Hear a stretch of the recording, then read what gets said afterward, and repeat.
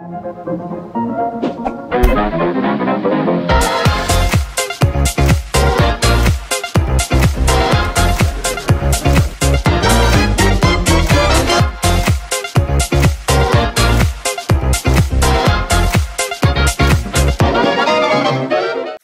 à tous et bienvenue pour cette conférence donc Décide-moi un jeu en compagnie d'illustrateurs que vous connaissez tous, Nayad en bout de table, Pierrot au centre et Vincent à ma gauche. Donc on va essayer d'aborder un petit peu tous les aspects de l'illustration dans le jeu. C'est des choses qu'on n'aborde pas très souvent. Et puis surtout c'est des gens qui sont la plupart du temps dans l'ombre, qu'on voit pas, qui soit osent pas trop se montrer, soit qu'on voit juste faire des dédicaces pendant des heures sur un stand et qu'on n'a pas l'habitude de voir ailleurs. Donc voilà, bah là ils sont là pour vous, ils sont là pour répondre à vos questions. On va essayer de faire ça de manière bien participative. Donc vous n'hésitez pas, vous pouvez les interrompre. Moi, essayer d'éviter. Non, je déconne. Mais vous pouvez les interrompre, vous pouvez poser des questions. Il y a Chanouillette qui a un micro, merci beaucoup à elle, et qui passera donc vous filer le micro pour vous faire parler. Donc n'hésitez pas, ils sont là pour répondre à toutes vos questions les plus intimes. Les plus indiscrètes. Donc voilà les intervenants, je vais vous les laisser se présenter, en commençant par Nayad. Ouais, Nayad, je m'appelle Xavier et je travaille dans le monde du jeu de société depuis fin 2009. J'ai fait une vingtaine de jeux et il y en a 2 vraiment qui, je pense, me représentent beaucoup aujourd'hui, à travers lesquels on me connaît, c'est Seasons et Tokaido. Voilà, je suis un illustrateur exclusivement numérique. Je sais pas si ça parle à tout le monde, mais enfin, je travaille que sur ordinateur. Voilà. Pierrot, illustrateur depuis 2006, connu pour Mr. Jack essentiellement, Ghost Stories, Dice Town, River Dragon, enfin j'en ai fait une 50aine. Voilà, numérique aussi entièrement comme Xavier, et voilà, ça fait 12 ans à peu près. Vincent Dutray, ça fait une vingtaine d'années que je fais de l'illustration, en touchant l'illustration jeunesse, le jeu de rôle, et puis exclusivement le jeu de société depuis une dizaine d'années maintenant.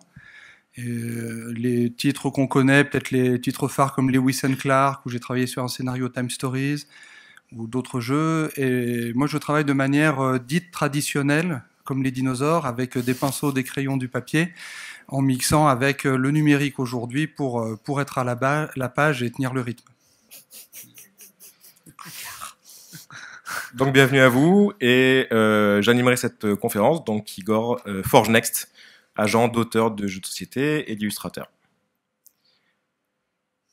Donc voilà les étapes qu'on va essayer d'aborder tous ensemble. Alors n'hésitez pas vraiment à poser des questions parce que ça va aller assez rapidement. On va avoir un gros quart d'heure à chaque fois pour aborder chaque slide. Donc n'hésitez pas à poser des questions. Et on va commencer par le cœur du boulot quand même, la créa, et les faire un peu parler sur ce qu'ils font et comment ils le font. Donc la créa d'un jeu, on l'espère, c'est surtout du plaisir déjà à la base.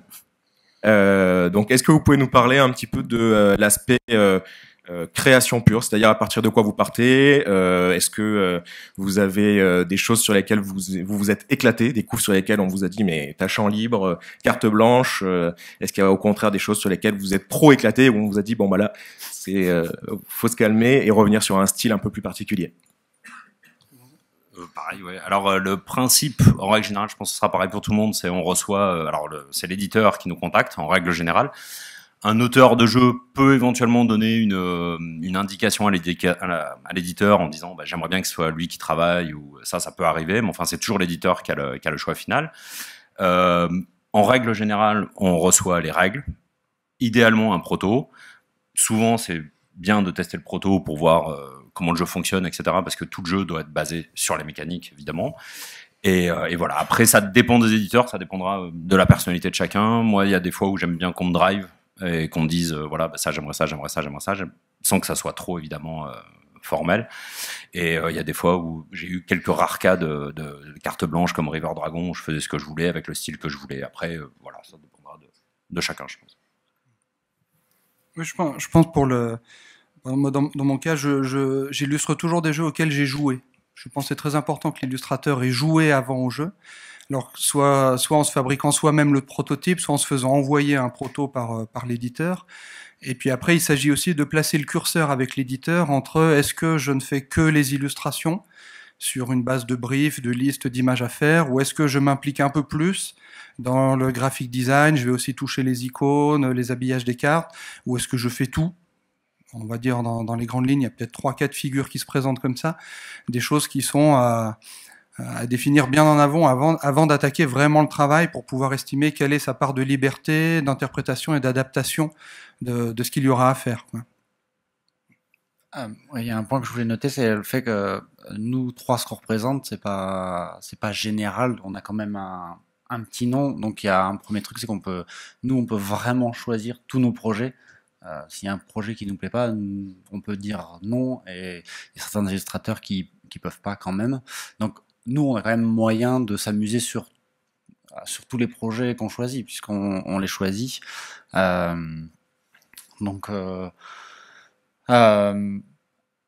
Est-ce que je me suis amusé sur toutes mes illustrations? Oui. Est-ce que j'ai tenté des trucs des fois qu'il aurait fallu pas tenter et que j'ai regretté? Oui aussi. C'est arrivé. Jamais. Faut jamais regarder en arrière. Il faut jamais. Les boîtes sont là pour le prouver. Link, par exemple. Non, mais par exemple, effectivement, on parlait de créa un peu contrainte. Vous avez des infos qui vous sont données sur lesquelles il faut vraiment que vous suiviez des briefs très intéressants, très importants pour un public cible, par exemple. Est-ce que vous avez déjà eu des choses à faire en ciblant vraiment un public particulier? Alors, en ce qui me concerne, t'as deux possibilités en fait. Déjà, c'est par exemple par rapport au public géographique, on va dire. Aux États-Unis, typiquement, pour Ghost Stories, on avait des règles très strictes par rapport à la nudité, enfin, il y a toujours des pays, par exemple pour Dice Town, et il fallait pas que les girls du saloon soient des girls du saloon. C'était pas possible. Sur la couve, c'était pas possible. Après, forcément, si tu vises un public plutôt jeunesse, il va falloir que tu sois plutôt coloré, accessible, lisible, etc.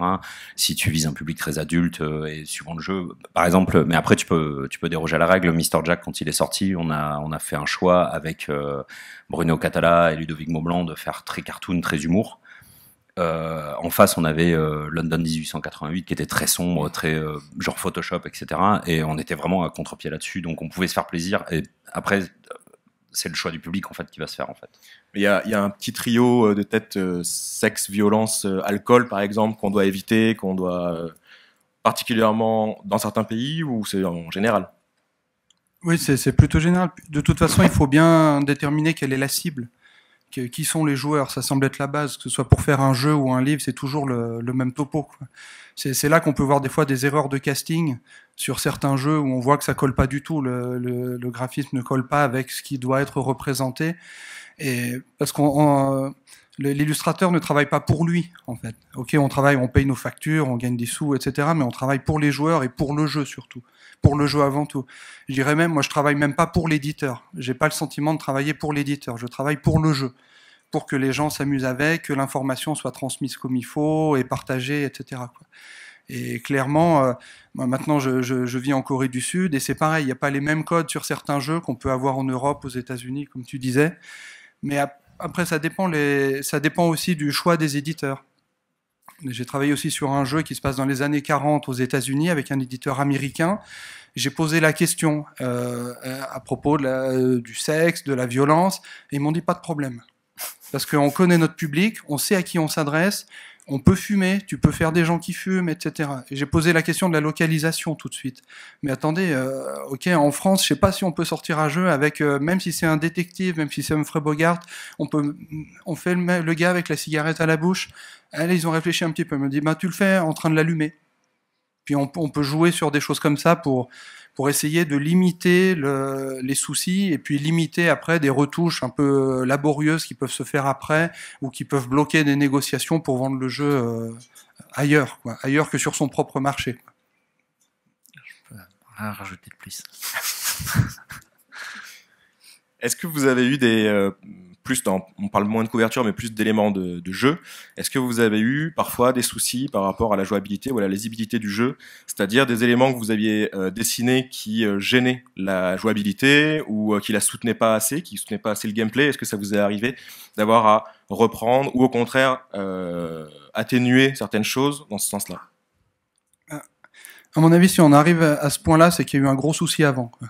Que ce soit de communication ou de préparation. Un jeu, c'est quand même une espèce d'énorme équation monumentale entre des dessins, des icônes, des couleurs, même si des fois on peut dire un peu de manière caricaturale, ok, ça peut se limiter à des chiffres et des couleurs ou des formes, ça va quand même plus loin que ça aujourd'hui, surtout quand on voit la qualité des jeux qu'on fait aujourd'hui, du graphic design. Mais pour arriver là, c'est qu'il y a eu un souci avant, je pense.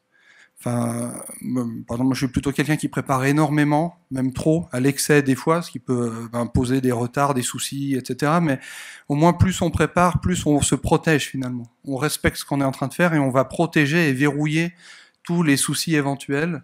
Et c'est là après que le travail de l'éditeur doit être bien fait pour bien tester ce qui a été préparé en amont, sur la base de prototypes même assez froids, hein, assez glacial, avec juste chiffres, couleurs, après même une première couche d'illustration par-dessus.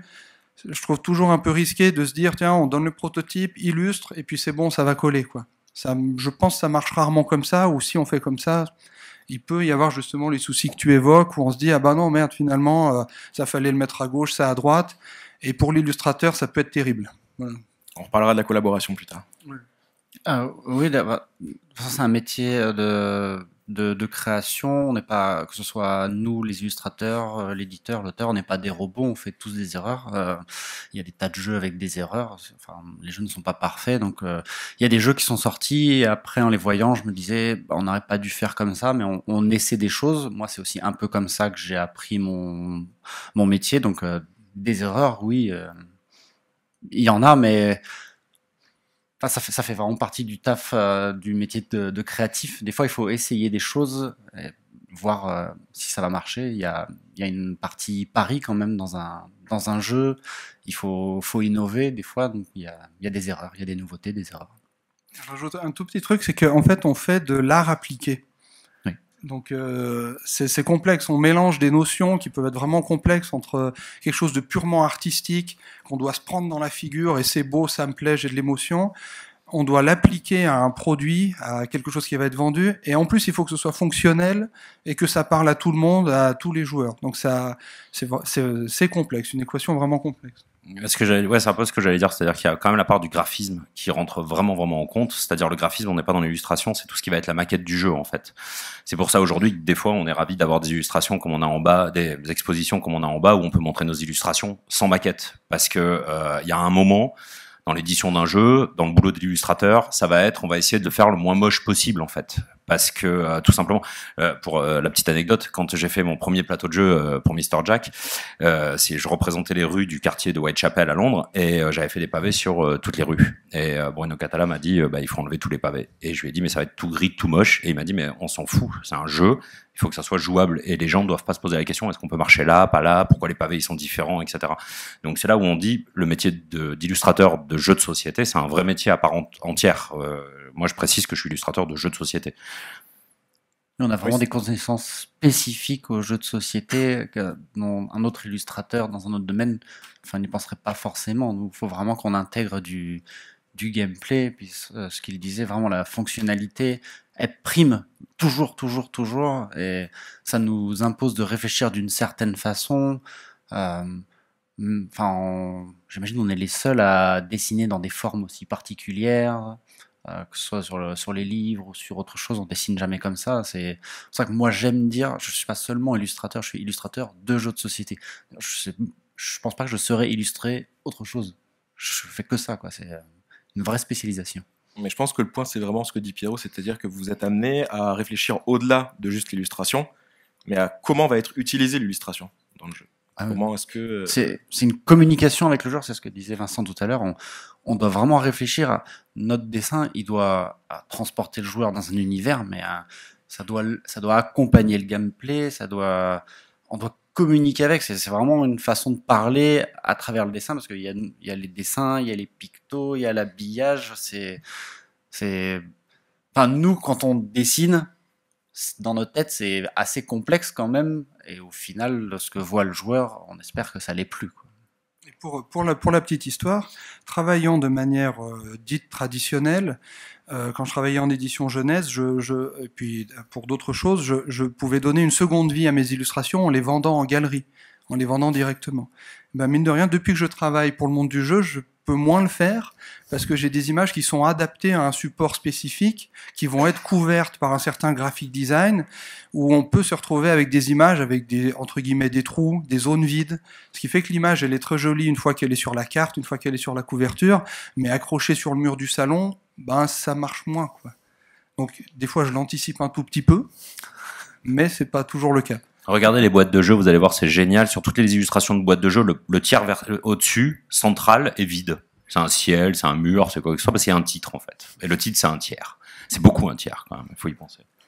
On a une question. Oui, vous parliez tout à l'heure de maquettes, en fait, quand tu parlais justement de Mr. Jack. Et quelles sont un peu les étapes, en fait, dans lesquelles, enfin, les points ou les étapes, ouais, pour développer, en fait, justement, un jeu de société enfin, au niveau de l'illustration, quoi. Alors, en fait, déjà, toi, alors, la méthode, pour simplifier, le truc le plus simple, ça va être, et je pense qu'on fait tous pareil, peut-être Xav un peu différemment, je connais pas trop la façon de travailler de Vincent, mais moi, j'envoie un croquis.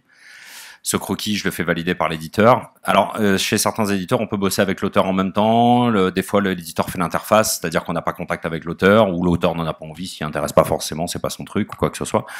Moi, j'envoie un croquis. Une fois que ce croquis est validé, je fais le dessin final. Une fois que ce dessin final est validé, je fais la couleur. Sur ça, on va appliquer une maquette. Donc forcément, alors il y a moi je suis pas très doué en tout ce qui est graphisme, donc les maquettes, si on peut m'épargner de les faire, c'est cool. D'abord, on gagne à peu près 2 mois de retard, et en plus, en règle générale, c'est plus joli, quoi. Si c'est pas moi qui le fais. C'est un illustrateur, hein, c'est pour ça qu'il gagne du retard. Lui. Voilà, c'est ça. Et non, la maquette, c'est pas trop mon truc. Alors, je prévois toujours, idéalement, un minimum d'espace pour les icônes. En règle générale, après, je refais mes illustrations parce que j'ai pas assez prévu pour les icônes, ou alors on voit plus l'illustration ou le visage du personnage il y a une icône sur sa tronche, donc forcément c'est pas malin. Mais c'est ça en fait, les retours, la maquette, normalement on doit l'anticiper, et idéalement si tu l'as bien anticipé, voilà, les étapes sont comme ça. Alors, moi, Il a répondu à ta question. Oui, mais j'aimerais bien du coup savoir un petit peu aussi pour les deux autres. Oui. Ben, moi, je travaille sensiblement de la même manière, ouais. Mais j'aime bien mieux. J'aime bien faire le graphic design et m'impliquer à fond dans le développement des jeux. Donc là, sur les derniers jeux que j'ai faits, j'ai tout fait. Toute la partie graphisme, illustration, j'aime bien faire ça. C'est quelque chose qui m'intéresse, que j'aime développer. Et dans ce cas-là, j'aurais plutôt tendance à tout préparer en amont, tout le graphic design, comme je disais tout à l'heure, pour quelque chose qui soit même un peu froid, sans illustration. Faire tout, même si je le peins, de faire tout le layout, tous les habillages, tous les icônes et tout, et après je vais mettre les illustrations dedans par rapport à la hiérarchie de l'information, que pour moi le plus important c'est le jeu, ça va être les points, ça va être les effets, ça va être la lecture des cartes, etc. Et que l'illustration, elle vienne soutenir, comme d'habitude ça vient soutenir et enrichir le contenu, mais par contre j'aurais tendance d'abord à montrer à l'éditeur, voilà ce que j'ai en tête comme graphic design sur toutes les cartes, sur la boîte, sur le plateau, et quelque part ensuite je remplis. Voilà, je travaille plutôt dans ce sens-là, et à ce moment-là, il y a une étape de crayonner, de validation pour ça. Mais au moins, on peut arriver des fois à un stade où on peut avoir une vision du jeu assez précise, entre guillemets, assez rapidement, et après, c'est que de l'exécution, que de la pure illustration, et à la fin, quelques jours de je glisse les images dans la maquette, et puis on a le produit fini. Ce qui peut des fois poser un peu souci, parce que il y a des éditeurs qui n'ont pas toujours les capacités c'est comme ça, pour anticiper, pour voir ce que ça va donner, et qui se prennent un gros coup de flip, parce que on voit pas comment vraiment ça avance des fois, et puis ça tombe tout d'un coup, puis généralement ça va, parce qu'on a bien préparé, quoi. Voilà. Moi, comme je disais tout à l'heure, j'aime bien choisir les projets sur lesquels je travaille, et souvent, quand je les ai choisis, je les adore, et j'aime bien pouvoir me l'approprier entièrement, donc j'aime bien tout faire dessus, les illustrations, le logo titre, les pictos, un maximum de choses. Mais le truc de base, c'est que faut savoir que moi, faire des jeux, pour moi, c'est une espèce de quête où j'essaye de me découvrir parce que je suis pas du tout passionné de dessin. Je sais pas faire de typo et je sais pas faire de picto. C'est pas du tout mon truc. Alors que j'essaye de tout faire, j'essaye de le faire bien, mais tout est souffrance pour moi et je sais pas pourquoi. Je veux absolument tout faire.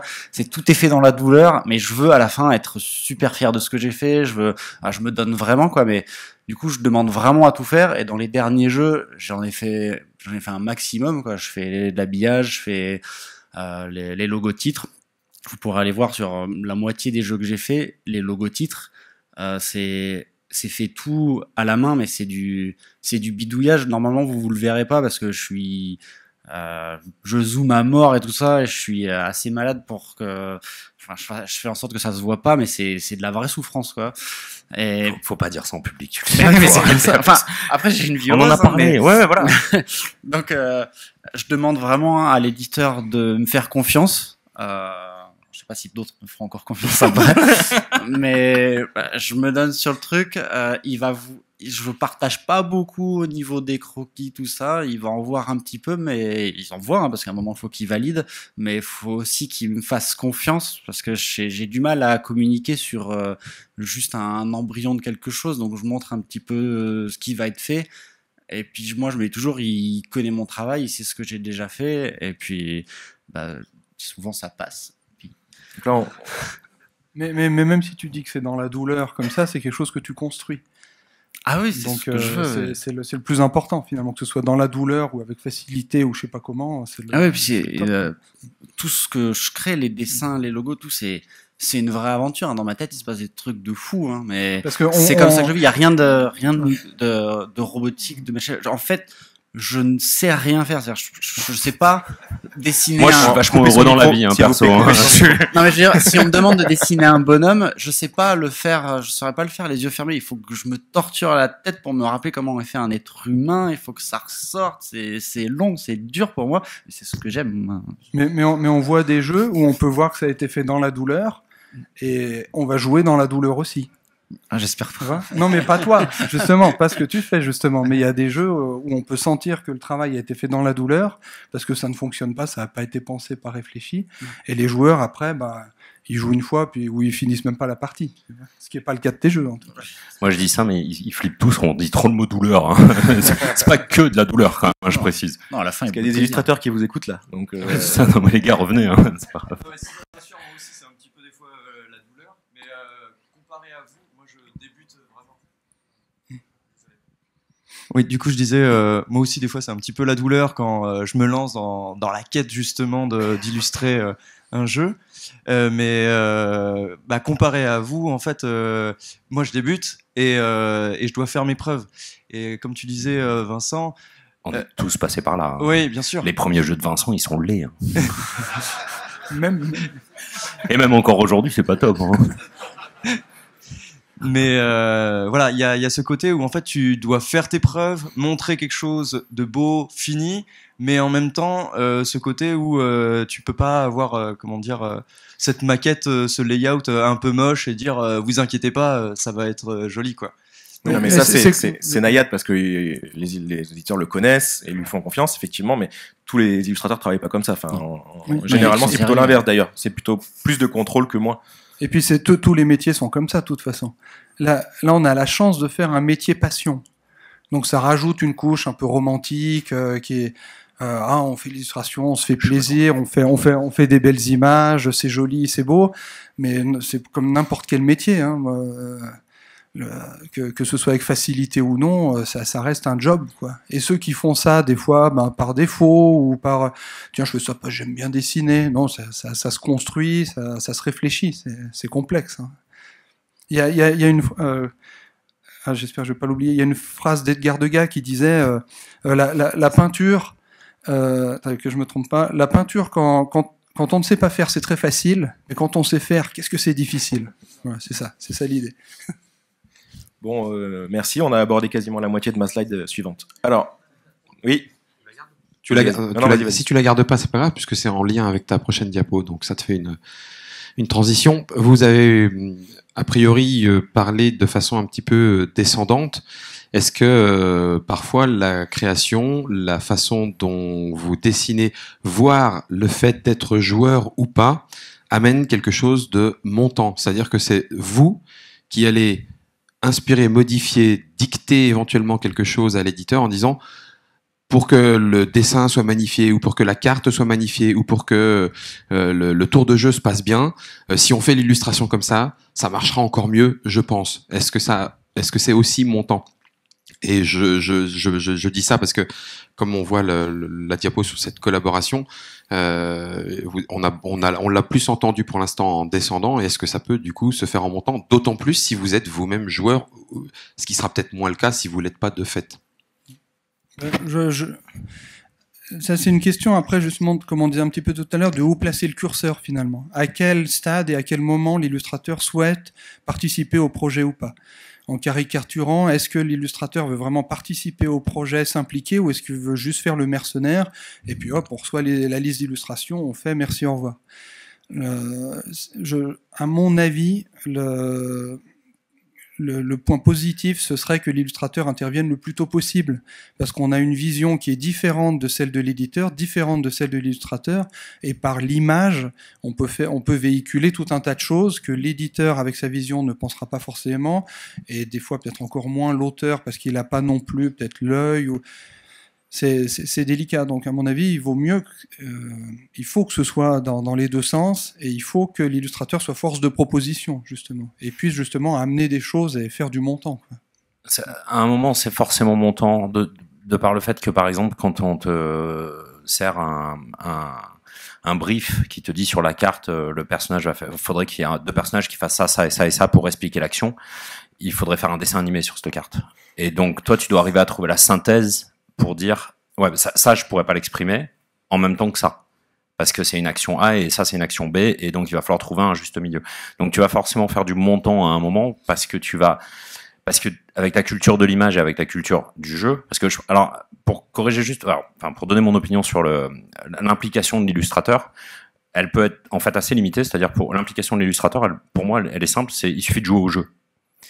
Quand tu joues au jeu, l'illustrateur, en tant qu'illustrateur, en tous les cas moi, je vais réfléchir à comment je pourrais faire ça pour que ça soit jouable et si possible joli. Donc du coup, de fait, c'est montant et juste en jouant le jeu. C'est-à-dire que on a tous testé des jeux où c'était pas clair, c'était pas lisible, et ça gênait la jouabilité. Et donc à partir du moment où tu joues au jeu et que tu as envie que ça soit jouable, que tu aimes jouer, forcément tu vas appliquer tes illustrations vers la direction du jouable en fait.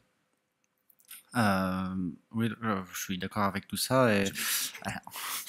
Et moi j'aime bien proposer des choses. Je pense que ça fait partie de notre métier. On a un côté, on peut mettre avec des guillemets, mais un côté expert quand même, parce qu'on fait que ça. Et moi j'aime faire des propositions d'un point de vue ergonomique. Et je peux pas empiéter sur le boulot de l'auteur, mais je peux des fois apporter des petites idées sur la communication. Et aussi, je pense qu'en intégrant l'équipe du jeu, justement, je fais partie de l'équipe, je peux aussi me permettre de dire des choses. Après, ils le prennent ou ils le prennent pas. Mais je pourrais pas, moi, me détacher, et si je vois quelque chose qui me plaît pas dans un jeu, ne rien dire, parce que je vais avoir mon nom sur tous les jeux que j'ai fait, donc ça fait... Ils font partie de moi, ils m'appartiennent un tout petit peu aussi, donc si je trouve que quelque chose ne va pas, je le dis, et puis si ça convient pas, ils le prennent pas, mais on a des capacités à dire des choses quand même, quoi. Ce qui fait, à mon avis, que souvent on se retrouve aussi à faire la direction artistique des jeux, de manière induite ou claire ou précise ou non, où on se retrouve à faire les illustrations et mine de rien, quelque part, la direction artistique du jeu. Parce que, à mon sens, les directeurs artistiques dans le monde du jeu, il y en a très très très très peu. De vrais, on va dire. De compétents, tu veux dire. Et de compétents aussi, allons-y. Mais c'est tout à fait ça. Donc, la même chose, qu'est-ce qu'on fait? Est-ce qu'on prend tout en charge? Est-ce qu'il y a un véritable ping-pong avec l'éditeur? Ou est-ce que finalement, tenez, voilà, ce qui arrive, sans que ce soit péjoratif, mais des fois avec des petits éditeurs nouveaux arrivants qui arrivent sur le marché... Des noms Non, mais dans le sens positif. Cette fois, qui se disent, tiens, je vais confier mon jeu à Dutray, Nayad ou Pierrot, et je leur confie tout. Je ne saurais peut-être pas gérer, je saurais dire si j'aime ou si j'aime pas, mais j'aurais peut-être pas de solution à proposer pour que ce soit mieux ou pas. Alors qu'il y a d'autres éditeurs qui souvent des fois qui ont peut-être un peu plus d'expérience, un peu plus établie, où on est en contact avec des gens qui ont une énorme expérience du jeu, et puis qui peuvent dire, ben non, écoute, là je pense que ce serait mieux dans telle ou telle direction, et oui c'est mieux, et non, ou ça se discute. Mais donc c'est quelle proportion? Est-ce qu'il y a beaucoup d'éditeurs qui ont leur propre DA, ou c'est vraiment... À mon avis, c'est minime. Il y en a très peu. Ouais, Même moi, je pense qu'il y en a très peu. Bah, déjà, il faut avoir sur les doigts d'une main, on va dire. Bah, alors, en France, parce que je pense qu'aux États-Unis peut-être plus. Mais après, ça dépend. En plus, ça dépend vraiment toujours du style de l'éditeur, de ses goûts à lui. Parce qu'il y a les goûts de l'auteur qui rentrent en jeu, il y a les goûts de l'illustrateur, mais il y a aussi les goûts de l'éditeur, parce que lui, il va avoir une vision sur la mise en place dans un magasin, il va avoir...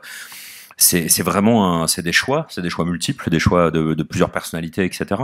Après, le directeur artistique, et ça serait bien que cette part-là se développe, ou alors qu'elle soit laissée, cette part du taf soit laissée à l'illustrateur, parce que... Mais tout le monde peut pas le faire. Ah non, tout le monde peut pas le faire, mais dans ces cas-là, je pense que c'est vachement important, c'est de laisser ça à l'illustrateur s'il n'y a pas quelqu'un qui occupe ce poste. Alors je sais qu'il est dans la pièce, enfin je crois que je l'ai vu passer, mais il y a Alexis par exemple chez Repoprod, c'est mon directeur artistique quand je bosse chez Repoprod, et il me donne des indications, il a des guidelines, il me dit tiens moi je vois ça, ça c'est super cool, mais c'est parce que c'est une boîte qui peut avoir ça et qui va gérer, enfin et c'est très bien parce que lui il sait comment ils veulent placer le jeu, etc. Chez un éditeur qui est juste seul, bah, il va faire un choix. Par exemple, avec Alain Balaye pour Medieval Academy, il m'a dit, moi, je veux du cartoon. Je lui ai dit, c'est un jeu plutôt sérieux. Je veux du cartoon. À partir de là où on a dit c'est du cartoon, j'ai fait ce que je voulais, en fait. Alors après, il me donne son avis ou pas, mais c'est moi qui ai dirigé le truc. Oui, dans ces cas-là, tu lui fais plusieurs propositions ou tu fixes directement l'univers sur lequel tu veux partir? De fait, tu fais forcément plusieurs propositions. C'est-à-dire qu'en clair, ça dépend comment tu bosses. Là, pour le coup, pour Medieval Academy, on est parti sur un truc, j'ai fait une proposition, la proposition a plu. J'enverrai, je fais plus ça maintenant, enfin, je pense qu'aucun de nous le fait. Je fais plus envoyer trop de propositions. C'est-à-dire, j'envoie une proposition, si elle est validée, on valide. Si elle est pas validée, j'en refais une. Mais quand on envoie 4, le choix va toujours vers celle que tu n'aimes pas. Donc, il faut jamais en envoyer 4, en fait. Ni 3. Oui, et je pense aussi que là, on parle, en fait, entre guillemets, entre nous. On est joueurs, on est tous joueurs. Les gens avec qui on travaille sont joueurs. Mais des fois, moi, ce que j'ai fait, par exemple, avec les éditeurs coréens avec qui je travaille, qui me demandent de l'aide pour de la direction artistique, moi, j'aime bien aller chercher quelqu'un qui fait de la BD ou qui fait ni du jeu, ni rien du tout. Et dans ce cas-là, il faut pouvoir préparer quelque chose de vraiment complexe et précis pour que la personne qui n'a pas joué, qui va peut-être jouer à un prototype pour la première fois de sa vie, puisse comprendre les enjeux, qu'est-ce qu'il faut faire, où aller, etc. Et c'est là, parce qu'aujourd'hui, nous, on travaille avec des directeurs artistiques, ils savent qu'on est joueur, on sait où on va, on a déjà du bagage. Même quelqu'un qui a fait 1 ou 2 jeux, ça suffit déjà à connaître un peu des choses. Mais je trouve intéressant, après, discuter avec des gens qui, eux, n'en ont jamais fait, quoi. Ça permet en plus du côté, ça je dis ça même pour les directeurs artistiques, en devenir, ça permet il faut verbaliser les choses d'une certaine manière en s'adressant à quelqu'un qui n'a pas joué, à qui on va dire tiens tu sais c'est comme dans Seven Wonders, qui va dire bah non je connais pas, je suis désolé. Ah oui alors il faut arriver, il faut montrer des exemples, etc. Donc ça c'est un travail aussi qui est très intéressant. On a 2 petites questions. Ouais, j'ai une question pour Vincent Dutré en particulier. Est-ce qu'il y a des contraintes et quelles sont-ils, si c'est le cas, dans le fait de travailler de manière traditionnelle pour le jeu de société en particulier? Alors ça ajoute une gymnastique supplémentaire, on va dire. C'est que si c'est vrai que alors je travaille de manière traditionnelle. Alors on a toujours l'image de se dire oui c'est long parce que c'est fait à la main, etc. Il se trouve que je maîtrise un peu mon truc, donc je vais quand même assez vite. Mais c'est vrai qu'il y a eu une période, il y a peut-être une dizaine d'années, où je me suis dit, tiens, si je m'adapte pas, je vais disparaître. Parce que, ben oui, les contraintes sont de plus en plus serrées. Quand je sais pas, on me disait, tiens, avant, tu fais ce boulot, tu avais 6 mois, maintenant il y en a plus que 3. Donc qu'est-ce que je fais? Est-ce que je bâcle? Et ça, c'est absolument, c'est impensable pour moi. Donc il faut que je trouve des astuces. Donc j'ai adapté mon travail, on lit des bouquins, on se renseigne, on discute avec des gens pour trouver des techniques pour finalement, par exemple quand je fais un crayonné à la main, je continue à tout faire à la main, ben je vais le faire, je vais le faire de manière éclatée. C'est-à-dire que chaque élément est sur une feuille séparée et je monte ça dans Photoshop ensuite. Ce qui me permet de simuler le travail de calque, mais manuellement. Et pareil pour la mise en couleur. Là, avant toute mise en couleur, je demande très précisément à l'éditeur, est-ce que vous avez besoin du personnage, de l'isoler ou non après pour de la publicité, etc. Si c'est non, je fais tout d'un seul tenant, on se retrouve avec une image d'un seul tenant, et puis s'il me demande après, va falloir bricoler, et puis c'est pas marrant.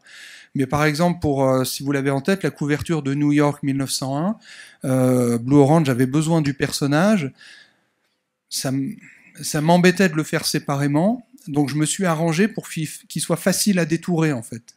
C'est-à-dire ça ne gêne pas la lisibilité de l'image fonctionne, mais l'image, même à la baguette magique dans Photoshop, on doit pouvoir le détourer facilement comme ça.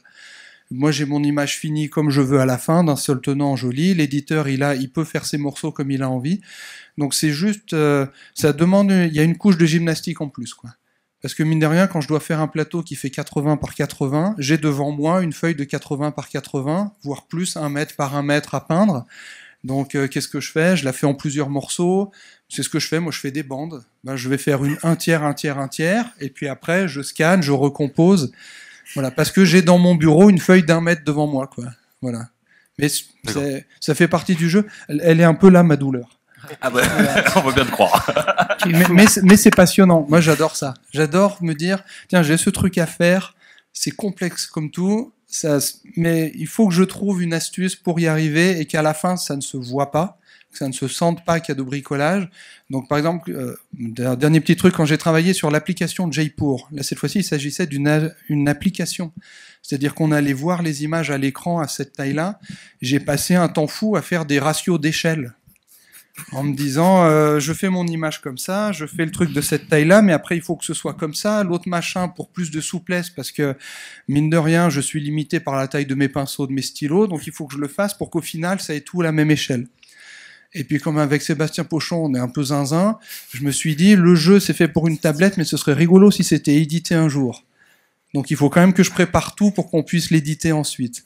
Donc voilà, c'est juste de la préparation en plus, mais au final, on est assez content, quoi, quand on arrive au bout du truc. Voilà. Je tiens à préciser à tout le monde que la majorité des illustrateurs sont des gens sains d'esprit. Ils ne parlent qu'en son nom. On a un psychologue à la sortie de la salle. Voilà. Pour ceux qui. Il y avait une autre question. J'ai juste une autre petite question juste avant qui s'adresse à tous les trois.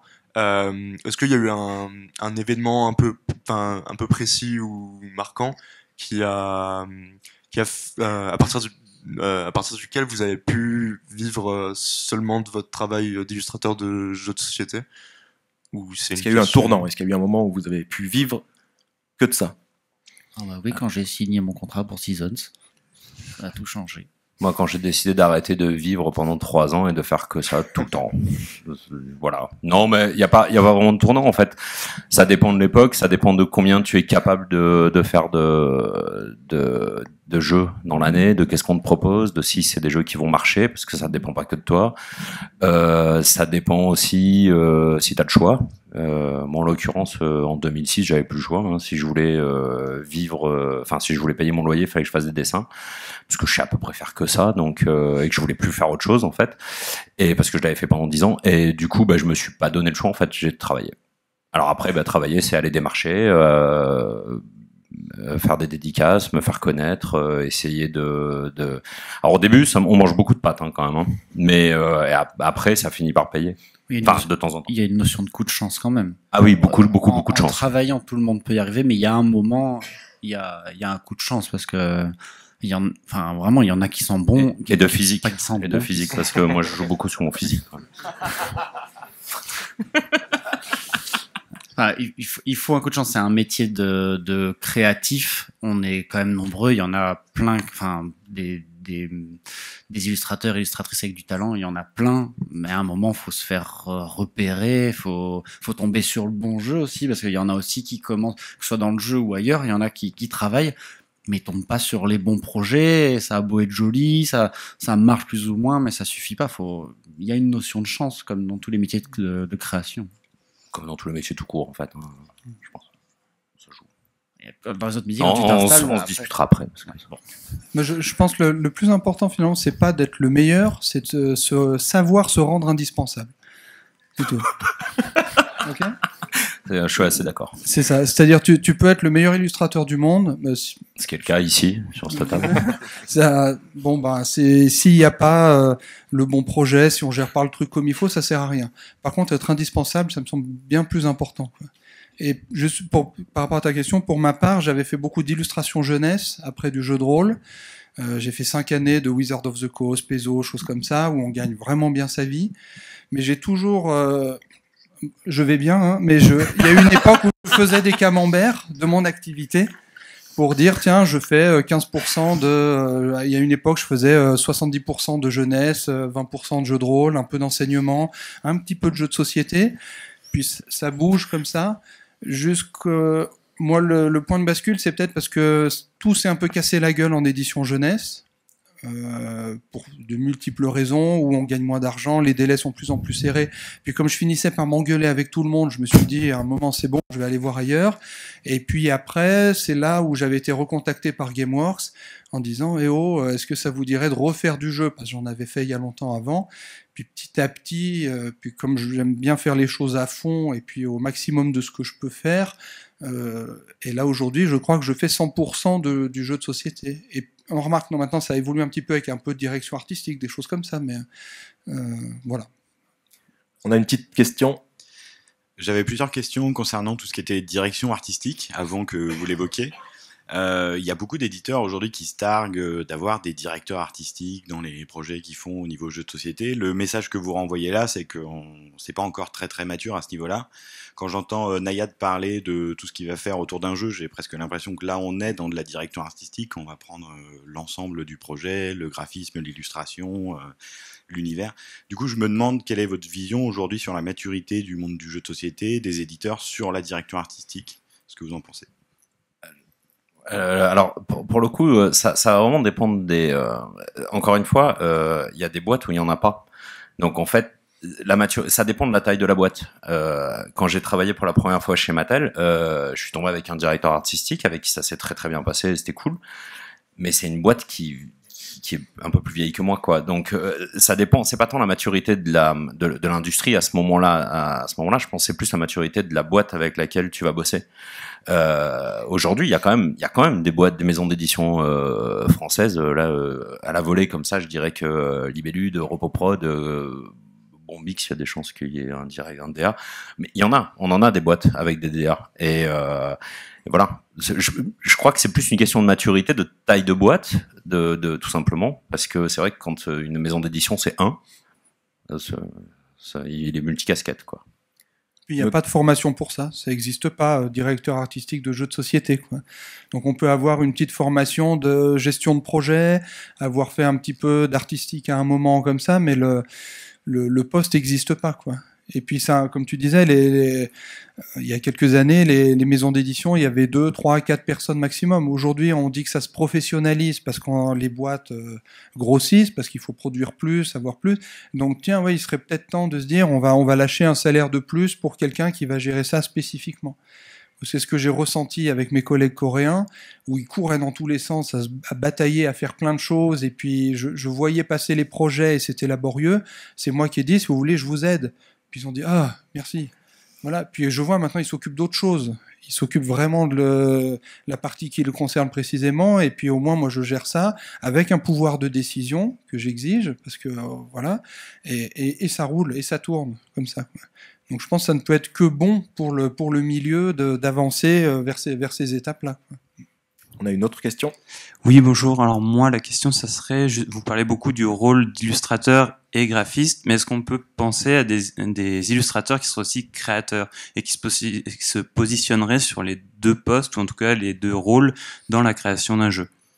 Il y en a un qui vient de gagner l'As d'Or expert, Terraforming Mars, le mec fait ses propres illustrations, visiblement. Tu peux avoir... Enfin, être l'un n'empêche pas l'autre. Vraiment, vraiment. Je pense que moi, j'ai jamais fait créer un jeu et c'est pas mon truc parce que j'ai pas les compétences pour ça. Mais tu peux. Je pense qu'un illustrateur peut devenir auteur s'il a des capacités pour ça, des velléités pour ça. Un auteur, bon, le dessin, ça s'apprend pas juste comme ça. Mais par exemple, Tom Vuarchek, il est graphiste, illustrateur et auteur de jeu. Menzel. Oui, Michael Menzel aussi, bon exemple. Yves Tourini aussi, avec Arkham Noir récemment. Dominique Erhardt. Erhardt. On vous fait une liste. Si vous... Non, mais voilà. Je pense qu'après, c'est juste des velléités, en fait. C'est des velléités et des capacités, évidemment. Une question ? On parle de collaboration avec l'éditeur, avec l'auteur. Avant de parler de collaboration, est-ce que vous pourriez vous engager sur un jeu, puisque vous aviez dit être joueur et que Pierrot le soulignait, a priori tu y joues et tu vois déjà un petit peu comment tu vas pouvoir te lancer dans l'illustration. Est-ce que ça veut dire que, par exemple, à l'inverse, même si c'est un travail de commande, vous illustreriez un jeu auquel vous ne croyez pas ou qui vous a semblé mauvais, ou en disant bah non, alors je reprends une question qui est posée actuellement en live, hein, donc je la reformule correctement. Est-ce que vous pourriez illustrer, refuser d'illustrer un jeu qui ne vous correspond pas, que ce soit artistiquement ou ludiquement parlant? Pour ma part, oui, sans arrêt. Non mais parce que il y a beaucoup de gens qui se disent ah tiens, j'aimerais bien avoir du trait sur ma boîte, c'est sympa. Puis comme je disais tout à l'heure, moi je veux jouer au prototype d'abord, si j'aime pas, j'y joue pas.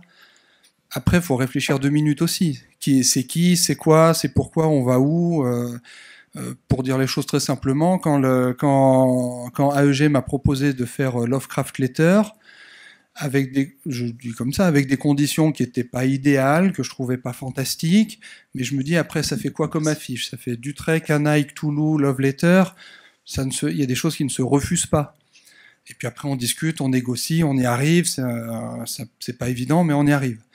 Mais moi, j'ai pas envie de travailler sur quelque chose que j'aime pas, quoi, qui me plaît pas. Alors, on peut se dire, ouais, mais tu peux te le permettre parce que, etc. Mais non, je pense que même moi, quand j'étais, on va dire, jeune illustrateur en édition jeunesse, il y a des choses que je refusais. Ben, tant pis, je mangerais plus de pâtes. Comme tu disais au début, on mange des pâtes, c'est pas grave. Mais après, moi, j'ai pas envie de me traîner un truc ou de me faire une mauvaise réputation sur quelque chose. J'essaie d'avoir une vision sur le long terme et de construire un truc, construire une carrière, construire un univers. Et je ne me permettrai pas ça, quoi. Là, il y a une petite distinction entre ton œuvre et la qualité du jeu, la qualité mécanique du jeu. C'est-à-dire que tu peux avoir fait un super boulot sur le jeu, même si le jeu tu le trouves mauvais. On ne jugera pas de ta carrière. Ouais, mais imaginons que personne y joue et que le jeu il reste au fond d'un placard ou qu'il est mort au bout de 6 mois, mes illustrations n'auront pas de visibilité. Donc je perdrai. C'est comme quand on a, je sais pas comment dire, on fait tout un boulot, ce qui arrive des fois dans le métier, on illustre un jeu puis finalement c'est annulé. Ou on fait une couverture de trucs, c'est annulé. Ben, je pense qu'on perd 2 boulots en fait. On perd celui qui vient d'être annulé et celui qu'on aurait pu faire à la place et qui aurait amené de la visibilité à notre travail, etc. Quand j'ai fait Broom Service, alors c'est à l'allemande, pas de droit d'auteur, merci, au revoir, etc. Bon, ben c'est pas grave. Il a eu le Spiel, Kenner Spiel, c'est pas grave. C'est une visibilité monstrueuse, internationale. Après, les éditeurs allemands, ils me contactent, etc. Faut toujours peser, faut pas être basique et puis on coche des cases, tac tac tac, ok je le fais pas. Mais moi je trouve quelque chose qui moi me plaît pas, j'ai pas envie, quoi. C'est pas parce que c'est long, mine de rien, le développement graphique d'un jeu, quoi. C'est pas on fait une couverture en une semaine, ça peut prendre des mois, quoi. Donc des mois à faire un truc dans la douleur, c'est pas bon, quoi. C'est pour ça qu'on fait bien la distinction entre création et exécution. Qu'est-ce que tu vas mettre de toi dans le projet, à quel point tu vas t'investir dedans, qu'est-ce que ça va représenter vraiment dans ta vie quotidienne, quoi. Et on va y revenir dans la slide suivante. Tu avais quelque chose à dire, Nayed? Non. Moi, je tiens juste à préciser que je prends tout ce qui refuse, donc. Mais, blague à part. C'était une blague. Quand je refuse quelque chose, je conseille toujours quelqu'un ou quelque chose après, en disant écoutez, c'est pas pour moi. Peut-être c'est pas pour moi parce que où la personne s'est dit ah tiens, j'aime bien ce qu'il a fait sur ce jeu-là, je vais lui demander ça. Mais ça veut pas dire que j'ai envie de faire ça toute ma vie. Du jeu historico-documenté comme Medici, Lewis et Clark, ok, je suis peut-être bon là-dedans et tout, mais j'ai pas envie de faire ça tout le temps, quoi. Donc des fois les gens peuvent être un peu surpris parce que je dis non, ça m'intéresse pas parce que j'en ai déjà fait plusieurs fois ou j'ai envie de faire autre chose. Mais par contre, tiens, peut-être ça peut intéresser tel illustrateur ou telle personne peut être intéressée, quoi. Ça, pour pas juste dire ok, bye bye, ciao. Donc des fois tu dis allez voir Pierrot. Non, il ne le dira jamais, ça. Non, par contre, un truc, on peut aussi ne pas se sentir capable de faire quelque chose. Quand moi j'ai fini Ghost Stories avec RoboProd, Seven Wonders, ça arrivait en tant que proto. Je connaissais le jeu, je connaissais l'auteur, j'aimais le jeu. Cédric, je crois par politesse, c'est vrai que par politesse m'a proposé, m'a demandé si ça m'intéressait éventuellement de faire Seven Wonders. Et oui, dans l'absolu, ça m'intéressait vachement. Parce que le jeu est bon, parce que tu sais que ça va être un succès, tu sais tout ça. Mais moi, faire une table en perspective, je sais pas faire. Donc faire des merveilles, c'était pas possible. Donc il y a des choses que tu sais pas faire, ou alors que t'as pas envie de faire par goût artistique. Moi, si on me demande de faire des bimbos sur une plage, je suis pas très très fort pour ça, quoi. Bah bizarrement. mais voilà. Après, c'est une question d'affinité, c'est une question de goût, c'est une question de. Donc tu peux refuser d'abord sous l'aspect potentiel de vente, ou puis tu peux même refuser pour l'humain, hein. Il y a des éditeurs qui viendront te voir et tu as déjà bossé avec eux, ça s'est pas bien passé, bah tu vas pas remettre le couvert. Effectivement, comme dit Vincent, ça peut être long pour tout le monde, donc tant qu'à faire, autant que ça soit cool. Et puis il faut voir comment l'éditeur présente son jeu aussi, hein.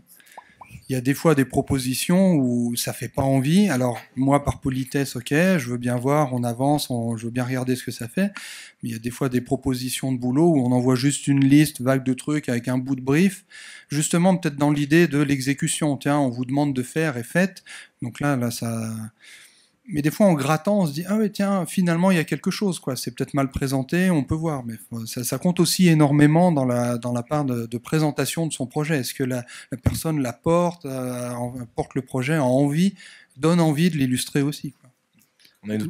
Moi, je considère qu'on fait partie, on est un des maillons de la chaîne et on est un secteur où il y a beaucoup de sorties, il y a de la place vraiment pour tout le monde, c'est génial, mais ça veut pas dire qu'on doit sortir tout et n'importe quoi. Et je pense que c'est déjà aussi un peu notre devoir quand on nous présente un jeu qui est pas bon. Si on voit qu'il est pas bon, même s'il faut travailler, s'il est pas bon, faut pas travailler dessus. Enfin, il va sortir, il va se mêler aux autres, ça va se rajouter à la masse de jeux, il va y avoir notre nom dessus. Est-ce que tu disais tout à l'heure que nous, on peut avoir fait un bon travail sur un jeu et que le jeu soit finalement pas terrible? Moi, je veux surtout pas de ça. Enfin, je fais partie d'une équipe, donc je peux pas me désolidariser. Il faut que mon travail, il accompagne le reste. Donc il faut refuser des projets, ceux qui sont pas bons. Et ça, c'était très important. Un illustrateur, c'est pas une machine. On lui dessine, il dessine. On sait pas tout faire. Vraiment pas, quoi. Moi, je sais pas faire le futuriste, je sais pas faire les footballeurs. Par contre, je sais faire les nanas sur la plage. Donc voilà, c'est arrivé qu'on me demande de faire des choses plutôt futuristes en me disant oh, on aime bien ton travail. Ouais, mais je sais pas faire. Et peut-être qu'en cravageant, alors déjà que c'est souffrance pour moi de dessiner, en cravageant je peux toujours y arriver, mais ça va, au bout d'un moment la souffrance elle est plus très drôle, quoi. Donc, On avait une question. Ouais, tout à l'heure vous parliez de la nécessité de se rendre indispensable. Comment aujourd'hui on fait pour se rendre indispensable alors qu'il y a des dizaines et des dizaines d'illustrateurs qui sont tous hyper compétents? Juste avant, pour le coup, je pense qu'on n'est pas indispensable. Je comprends le propos de Vincent, mais je suis persuadé qu'on n'est pas indispensable. On n'est pas indispensable. L'illustration est indispensable, l'individu l'est pas. On le voit malheureusement. Certains cas, des illustrateurs sont embauchés pour en remplacer un autre, qu'on copie allègrement, etc. Il y a vraiment, on n'est pas indispensable. On peut être remplacé sans problème, quoi. Après, ça peut se faire dans le respect, ça peut se faire. T'es sur une série de jeux et tu peux plus continuer ou tu n'en as plus envie ou pour X raison. On peut te remplacer sans aucun problème. Mr. Jack, par exemple, typiquement, j'ai arrêté sur le Mr. Jack New York. Il y a eu un Mr. Jack Pocket, ce qui était cool.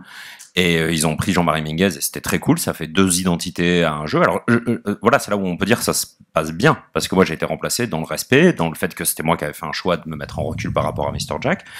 Et Jean-Marie a fait un super taf, etc. Si à ce moment-là, l'éditeur avait fait le choix de reprendre tous les Mr. Jack par Jean-Marie, là j'aurais dit c'est moins cool. Mais de fait, je crois pas qu'on soit indispensable. Oui, quand je disais ça, c'était pas dans ce sens-là. C'est plutôt dans le sens de ce qu'on propose. C'est-à-dire que notre style propose quelque chose où on va penser à nous pour certains types d'illustrations plutôt. Après, je suis tout à fait d'accord avec toi, mais c'est plutôt dans cette idée-là. De se dire qu'arriver à un moment où les éditeurs se disent « Tiens, j'ai tel jeu à faire. Ah ben oui, c'est lui. ça va marcher avec lui. Tu vois, au lieu de se dire, tiens, ça pourrait être lui, ce qui est le cas hein, souvent, mais d'arriver à un point où on peut se dire, tiens, la personne, l'éditeur va se dire, ah, ça collera parfaitement, ce sera vraiment le truc fusionnel avec le jeu que je propose, avec ce que j'ai en tête, quoi. Une autre question ? J'ai une petite question rapide, enfin pas rapide du coup, mais par rapport à ce que vous parliez, enfin ce dont vous parliez par rapport au fait que vous refusiez parfois si le jeu vous paraît pas bon. Au-delà de ça, est-ce que il vous est arrivé de refuser de faire un jeu pour des questions morales ou des questions je sais pas comment on dit, mais je sais pas, vous voyez ce que je veux dire ou pas? Plus ou moins. Tu veux dire par rapport au contenu de ce qu'on nous a demandé. Par rapport à ce que le jeu, le message que le jeu délivre ou le contenu Mais je pense que t'as deux possibilités. T'as soit l'erreur de casting, où l'éditeur il demanderait à quelqu'un quelque chose qui n'est pas du tout en adéquation avec ce qu'il propose.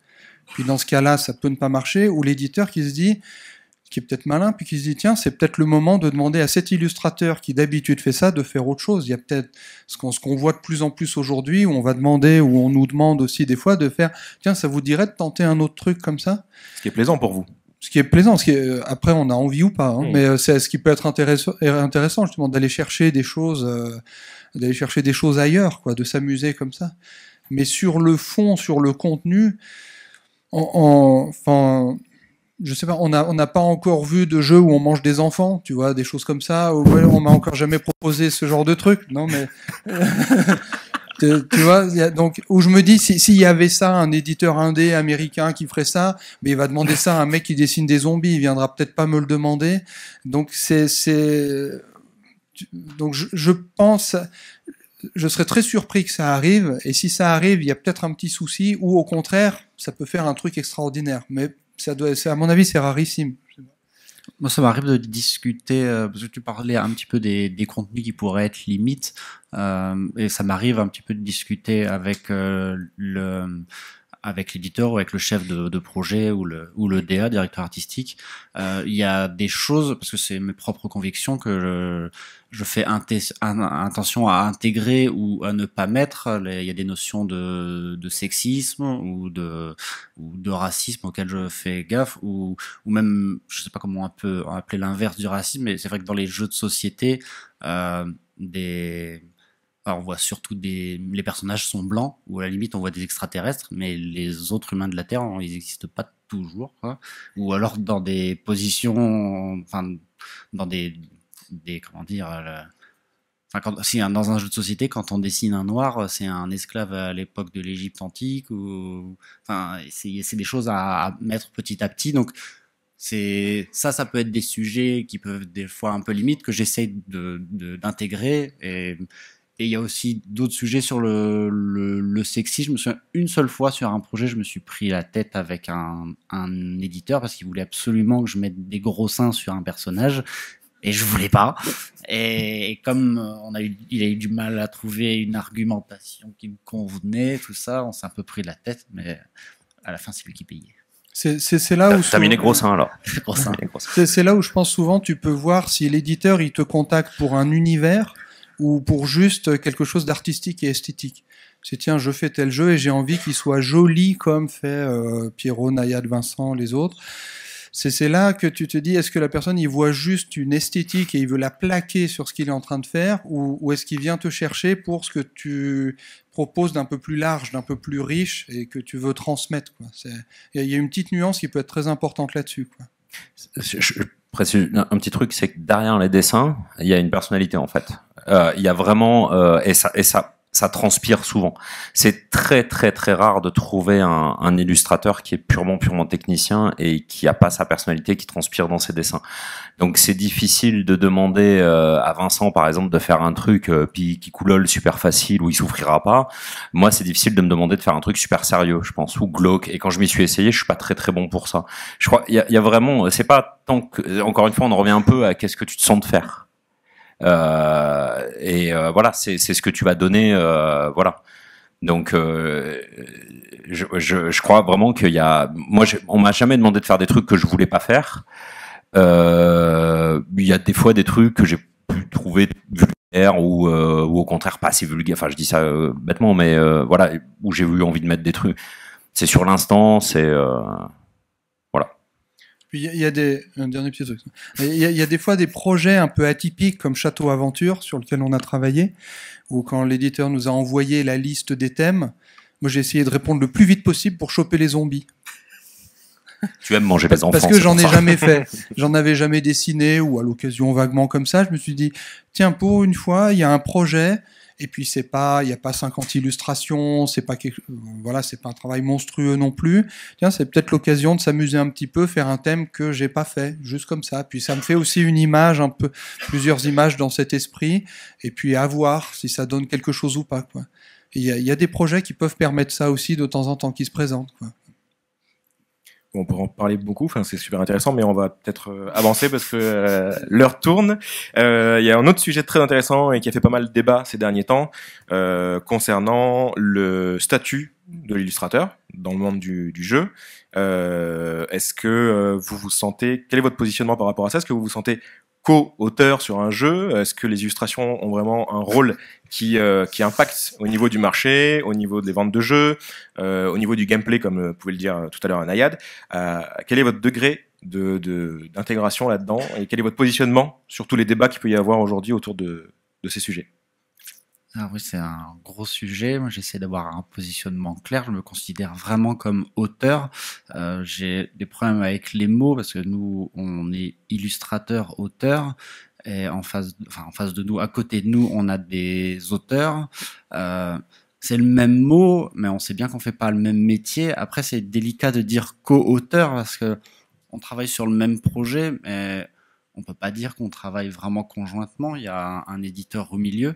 Au final, quand le projet sort, quand le jeu est là, moi, je me considère auteur du produit final. J'ai vraiment apporté des choses dessus. Je suis auteur.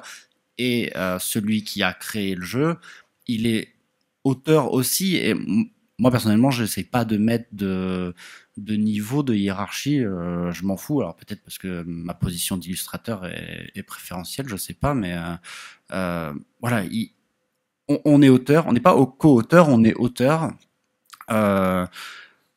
Moi, après, je m'appuie aussi sur des choses légales qui existent, mais c'est ce que je pense vraiment au fond de moi. On a un vrai travail d'auteur, c'est-à-dire que jamais un éditeur vient me dire tiens, fais ça, ça, ça, avec des croquis déjà faits. Je fais pas du tout un travail d'exécutant, quoi. Je dois vraiment amener un univers. Souvent, ça arrive que je propose vraiment quelque chose dès la base. Il y a un vrai travail de réflexion, il y a toute ma culture que je viens mettre dedans, donc comme un auteur, ça me ferait du mal de me penser autrement qu'auteur. En fait, d'un point de vue légal, bête et con, on est auteur de nos illustrations. Moi, je suis auteur de mes illustrations. À l'arrivée, quand le produit final, le jeu sort, alors je vais pas dire que je suis co-auteur du jeu, je suis auteur de mes illustrations, à 100%. Après, il y a un vrai travail d'équipe. Comme disait Xav, il y a un auteur, un éditeur, un illustrateur. Des fois, il y a un directeur artistique. Des fois, il y a le market qui se met en place. Enfin, on est tous un mécanisme au milieu de ça.